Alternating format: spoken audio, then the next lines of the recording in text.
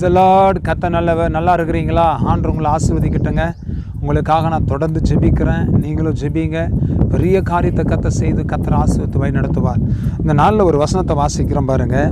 சங்கீதம் 147:3 நான் வாசிக்கிறேன். இருதயம் நொறுங்குண்டவர்களை குணமாக்குகிறார், அவருடைய காயங்களை கட்டுகிறார்.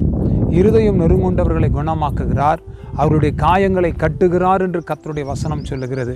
பிரியமானவர்களே, உங்கள் இருதயம் நொறுக்கப்பட்டிருக்கிறதா? நீங்கள் காயப்பட்டு கண்ணீரோடு துக்கத்தோடு இருக்கிறீர்களா? கர்த்தர் உங்கள் காயங்களை கட்டுகிறார். கர்த்தர் உங்கள் இருதயங்களை குணமாக்குகிறார்.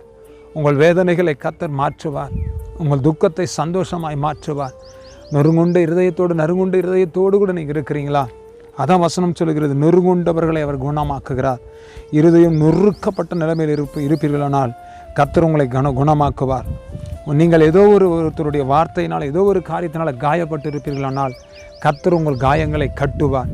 உங்கள் இருதயங்களை கர்த்தர் தொட்டு உங்கள் வேதனைகளை மாற்றி உங்கள் காயங்களை கட்டி கர்த்தர் உங்களை விடுவிப்பார் என்பதில் எந்த சந்தேகமும் இல்லை. தேவனுடைய பிள்ளைகளே, கர்த்தர் இந்த வசனத்தின்படி உங்களை ஆசீர்வதித்து கர்த்தர் உங்களை கனப்படுத்தி கர்த்தர் உங்களை மேன்மைப்படுத்துவாராக.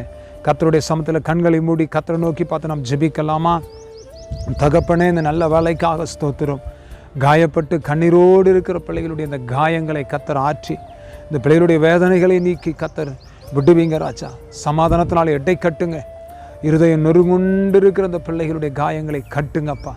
ஆண்டவரே, இவர்களை ஆற்றி தேற்றி பலப்படுத்தி வழி நடத்தும்.